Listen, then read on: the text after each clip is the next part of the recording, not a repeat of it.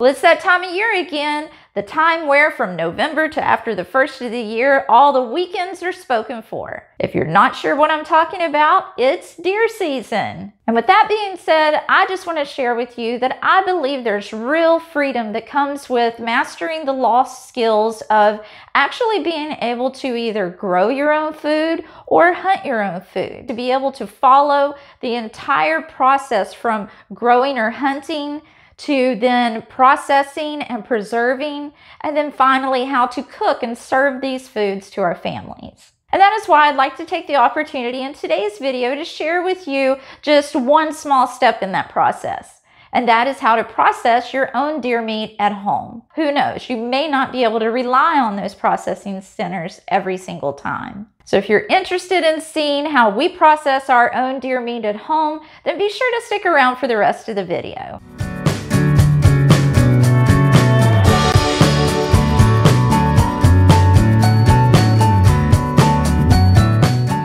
Well, I'm glad that you chose to stick around. I'm really excited to share this with you.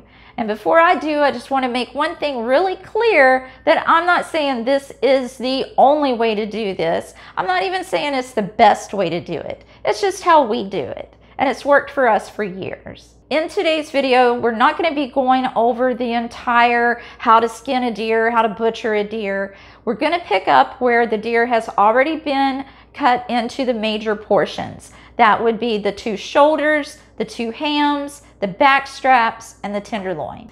We have taken these chunks of meat and we allow them to soak in ice water in an ice chest for at least 1 week. This helps draw out some of that wild flavor, and it also draws out a lot of the blood that gets trapped in the meat. And when we were processing this meat, I made the decision to not do the roast this time. It seems like in our home, we use mainly the ground meat, the sliced meat, and the cubed meat.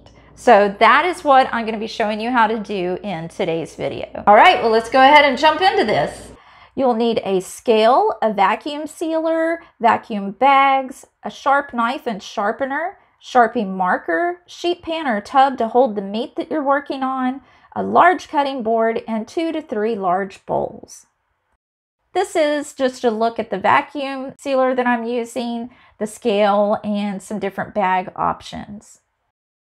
Here we're going to take a closer look at the meat grinder I'm using. Nothing fancy. It just has on, off, and reverse. And here's a look at what that box looks like. And honestly, we've been using this thing for at least 15 to 20 years. So you may not be able to find the exact one, but I'll link one that's comparable. It's just a 575 watt meat grinder.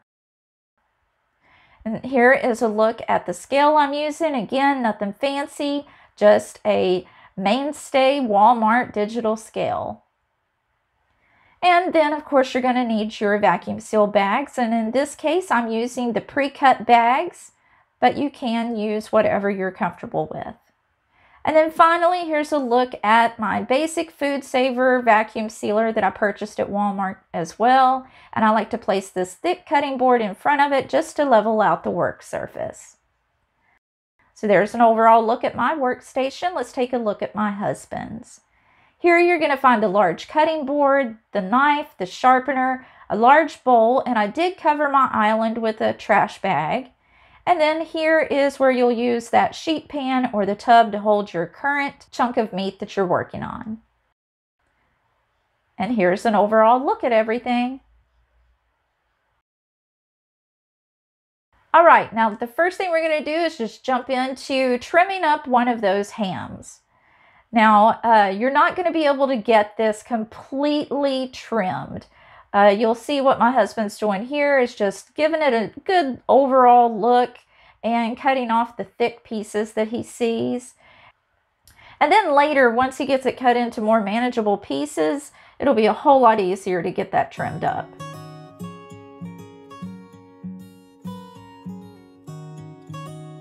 Okay, now he's going to flip it over and start working on getting that bone out of there.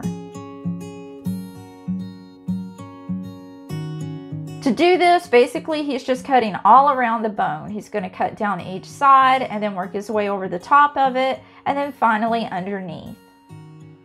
Now, in a lot of these videos, you may hear people say to use a short knife when it comes to butchering or processing your meat. My advice to you is just use what you're comfortable with.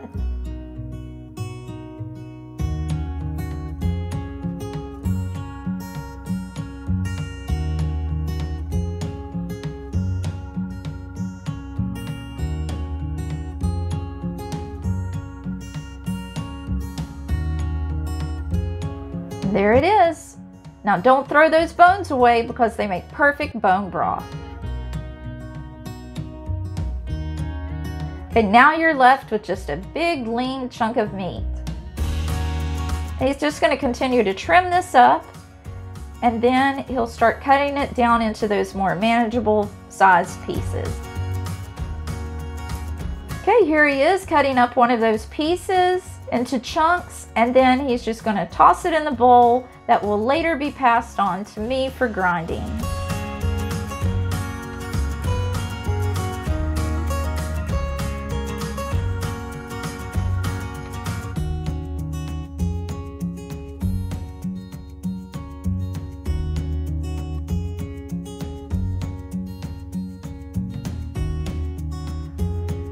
Now, while he's taking care of that, I'm over in my corner labeling the bags.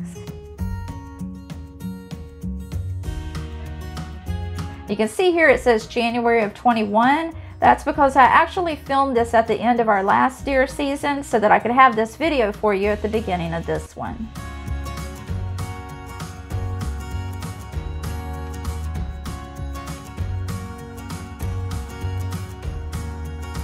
Okay, so now the bowl has been passed over to me, and all that I simply have to do is just put the chunks in the hole, and the meat grinder does all the magic. This is a great way to get the whole family involved. When our kids were young, they would stand beside us on stools, and they would have so much fun just dropping the meat down into the little hole of the meat grinder. And then as they got older, everyone had their own responsibility. One would grind, one would weigh and bag, and then the other would vacuum seal and stack. Okay, once I get all of that ground up, now it's time to weigh it out. I like to put mine in 1 pound packages, and then I can just grab as many packages as I need depending on what I'm cooking.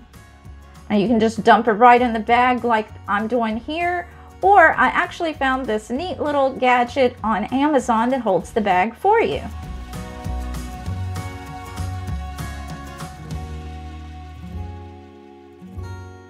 Now, when it comes to vacuum sealing, which is the next step, I like to press all of the meat into the corners and get it as flat and spread out as possible.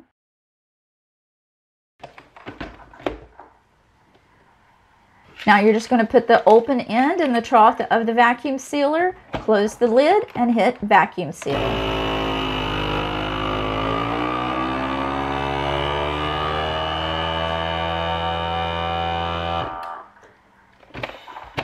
And once it's sealed, I like to go ahead and press the rest of the meat into the top 2 corners.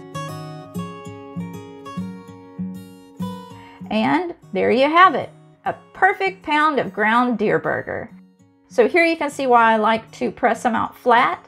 I store them in these Dollar Tree baskets and put them in my chest freezer. Now let's get into how we do the steaks. When it comes to cutting up the steaks, it's just as simple as slicing up the back strap. What we don't slice into steaks, we cube up into stew meat.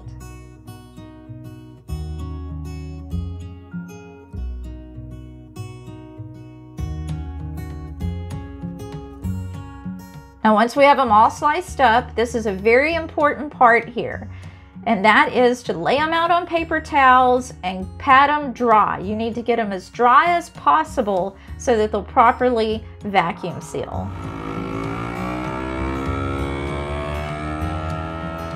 And that's it. Now you have a package of deer steak. Just put as many as you would like per package. I usually do 8 to 10.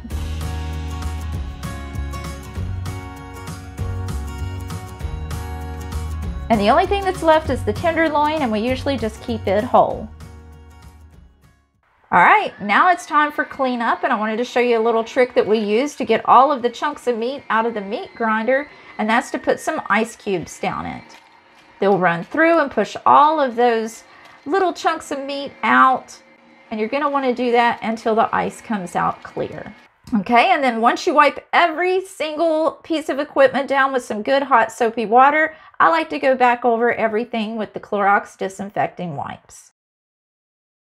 Well, there you have it. Those are the simple steps that we take to easily process our deer at home. I hope that you enjoyed today's video, and if you did, the best way to let me know is just to give it a big thumbs up. And remember, we're not claiming to be the experts here. I'm just simply sharing with you the way that we choose to process our deer at home, and it's worked out perfectly for us for over 25 years. And with that being said, if you have anything that you would like to share, feel free to do so down below in the comments. Well, thank you so much for spending some of your time with me today, and I hope that you'll join me in the next one. Bye!